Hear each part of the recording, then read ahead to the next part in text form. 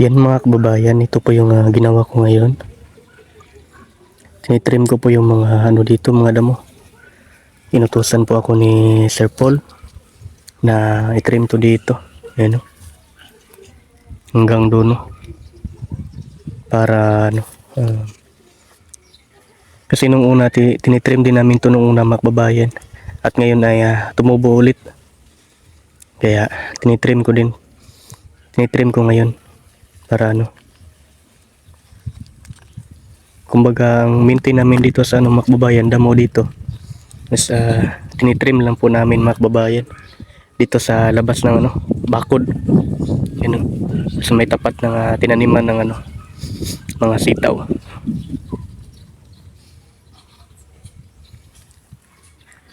Tapos yung mga sitaw po dito ay maraming mga bungang mga hinog na.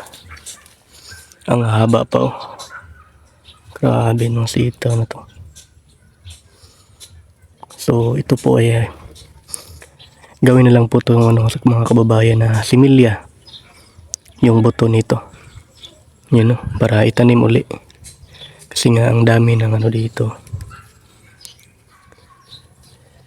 Hindi na kasi sa dami pa namang bunga. So yung mga ibang naiwan ay talagang na ganito na mga hinog na. Ang dami pang hanggang doon pa. Ang dami pang mga hinog.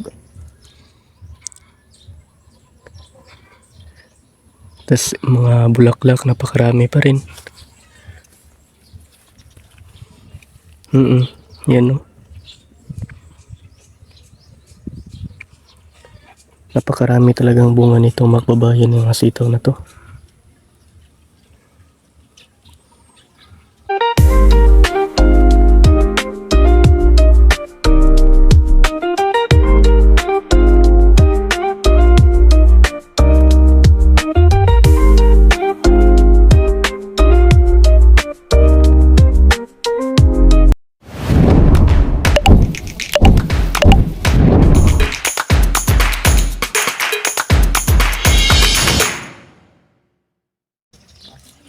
Nandito po ako ngayon sa mga kababayan, dito sa may labas ng gate. At ang gagawin ko po ngayon ay magdadamo po ako dito. Kasi marami na po mga damo yung tanim na kawayan dito. Ayan, so kailangan ng linisan para maganda tingnan. Ayan. Kung makikita nyo po may mga damo ng kaunti. Hindi lang kaunti, marami pala. So kailangan ng kunan ng damo, alisan ng damo yung mga pananim na kawayan dito. Ayan at may mga pananim pala dito na ni Junjun mga magic flower katulad dun sa dulo, maganda na tingnan dun. Ayan pagyayabong na po ito mga kababayan, katulad din doon sa dulo na maganda na tingnan. So kaunti na lang po yung damo na tutubo pag yayabong po itong magic flower. So yun po yung purpose namin dito na tinaniman ng magic flower, para kaunti na lang pong tumubo. Yung mga damo kaunti na lang po yung tumubo. Ayan so hindi ka na minsan ka na lang magdadamo. Ayan at kaunti na lang. At maganda pa tingnan.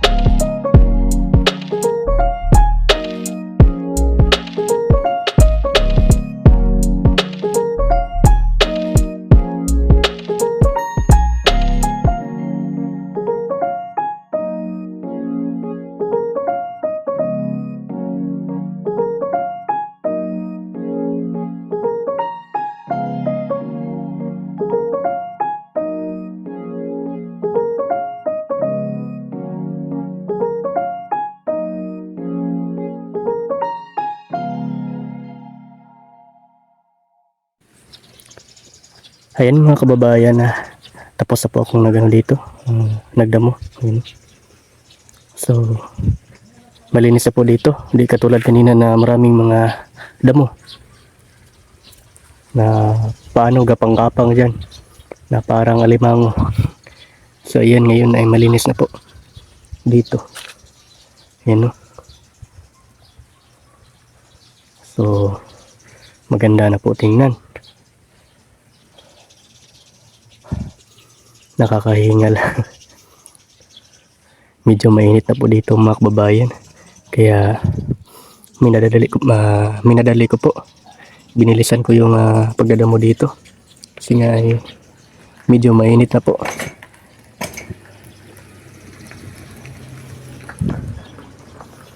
Tanghaling tapat na kasi mga kababayan.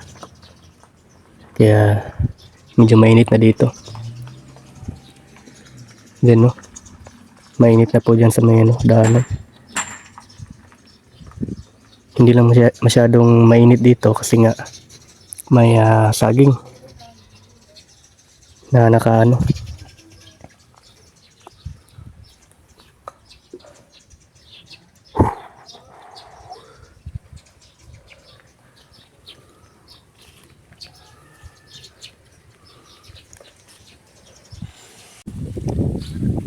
Hala, anong nangyari sa halaman dito? Pag malaman to na Sir Paul mga kababayan, lago tayo nito.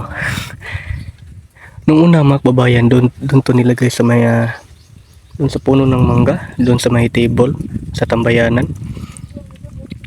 At ipinaano to ni Sir Paul sa akin dito.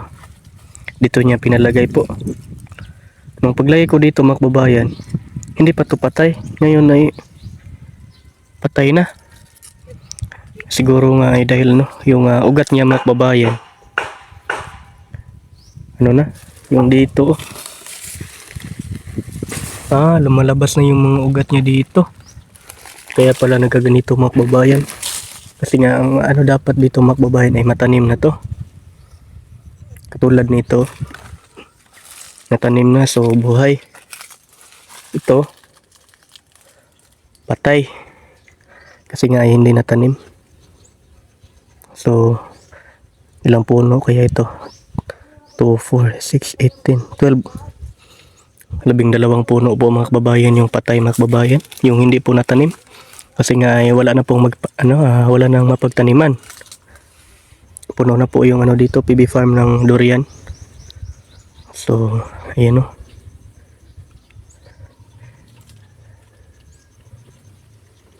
Sayang din to mga kababayan kasi nga puyat ito na variety ng durian.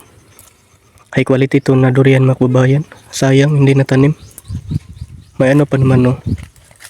Parang buhay pa tong isang puno mga kababayan, no? May pa siya dito. Sibol. Isa din, no? Dalawa pala. So yung iba dito, yung 10 parang mamamatay na to. At yung 2 ay parang buhay pa to dahil may pa dito. Sayang din to mga kababayan, no? Hindi natanim namin. Puno na kasi dito. Yan, no?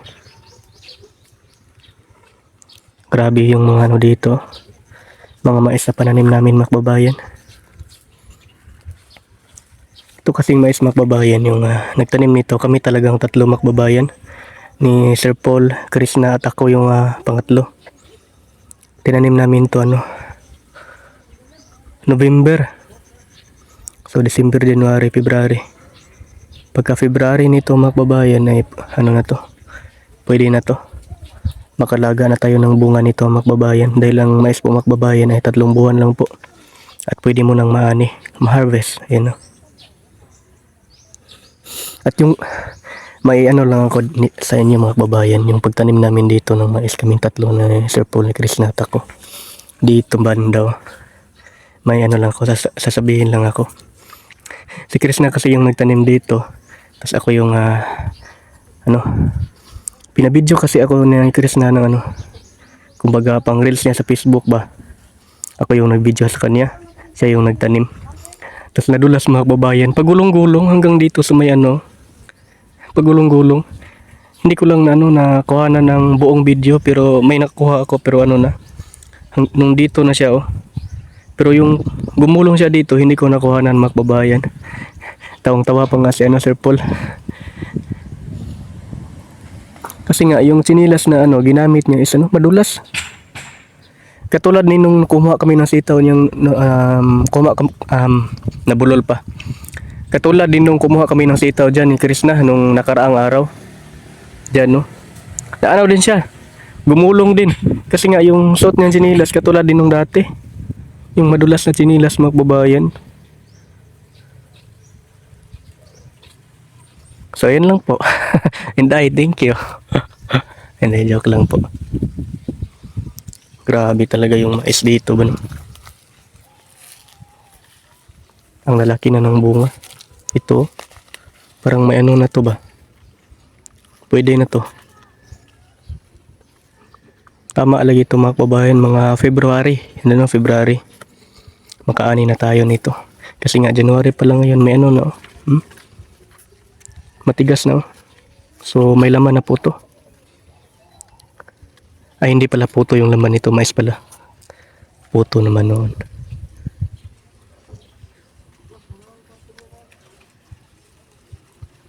So may ano pa doon, mga kababayan, na may mga binhi pang na ano, hindi pa natanim, katulad din nito. So pwede namin itong itanim dito sa PB Farm. Kung hindi busy, mga kababayan, ay itanim ko po yun. Marami pa po yun. Para ano, doon ko itanim, mga kababayan, na doon banda. Tanim ko yung binhi ng mais, mga kababayan, para pag maani na to, ma-harvest na, may ano naman, may susunod na mais na ma-harvest, no. Yan. So yung mga damo dito, mga kababayan, patay na po. Kasi nga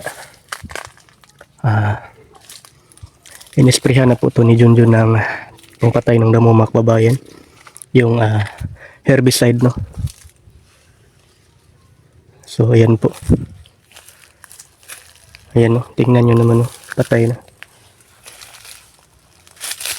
At dyan sa labas po ng bakod, yan po yung tinrim ko kanina. Ayan, no.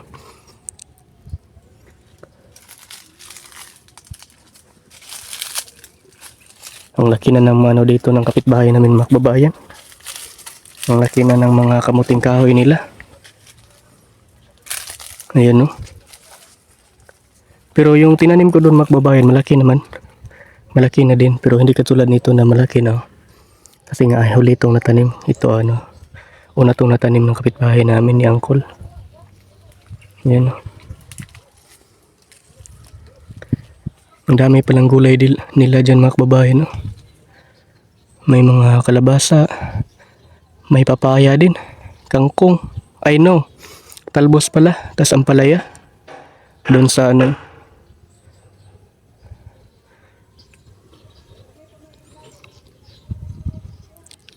Ito po yung farm ng kapitbahay namin, mga kababayan, no. May mga saba. At yung mga saba nila dito, iwan ko kung sira ba or hindi. Pero parang hindi po to sira, mga kababayan, kasi nga hindi po nila pinutol. Yun. Di katulad dito. Kasi dati dito, mga kababayan, talagang marami itong mga puno ng saba. Nung una, kita nyo naman sa mga vlog namin ni Junjun. At nung pag ano namin dito, mga kababayan, yung pagbungkal namin ng mga saba dito, yung tinatabas namin, ayun, pinuputol. Hindi pa kami nag-vlog nun. Wala pa kaming YouTube channel. Yung ano lang namin nun is Facebook, no? Facebook profile, wala din kaming page, ayun. So Facebook profile lang yung ginamit namin. Wow. Yung kalabasa ng kapitbahay namin, oh, may mga bulaklak na. Yan, no. Maraming mga bunga, mga maliliit, mga tuytoy. Taray. Tas may ano din, no, okra. May bunga na.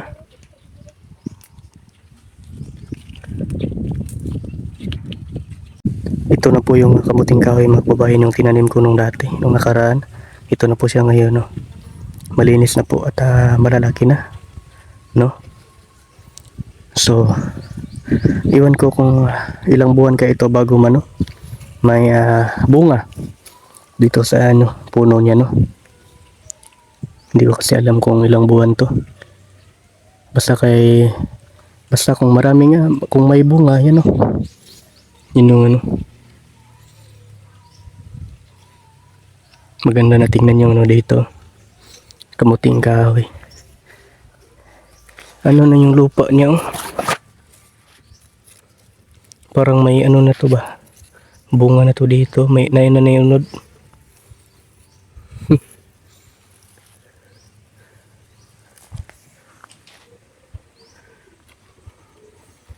Ayan. Marami-rami din nga puno na natanim dito.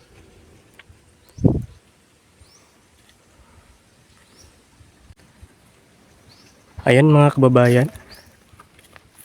Maraming salamat po sa inyong lahat sa mga suporta nyo, no? Sa mga kababayan natin na nasa abroad. Ingat po kayo palagi sa kanya-kanya nyong mga trabaho. At sa inyong lahat po mga kababayan, maraming salamat po talaga sa walang sawang suporta. Ayan, no? Lubos po ako kung nagpapasalamat, no? Ayan. At dahil po sa inyong mga kababayan ay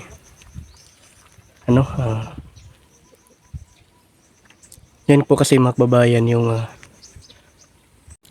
ayan, no? Malaking tulong po yung yung mga kababayan sa panonood ng vlog ko dito, yung hindi pag-skip ng mga ads, no? Kasi nga malaking tulong po yun para sa pamilya ko. Ayan, no? So ngayon po mga kababayan, yung pamilya ko, may binibigyan ko sila ng pera. Ayan, no? May naibigay na po ako dahil po sa inyo yan mga kababayan. So maraming salamat po talaga, no? Ayan, sa inyong walang sawang suporta. At may kapatid din akong nag-aaral ng high school at saka elementary. Binibigyan ko din ng pangbaon ng pera, no? Para may pangbaon at may pambili ng makakain, no? Ayan. So again mga kababayan, inuulit ko po, maraming salamat po talaga sa inyong walang sawang suporta. Ayan, no? God bless po sa inyo. Bye bye po, ingat kayo lagi.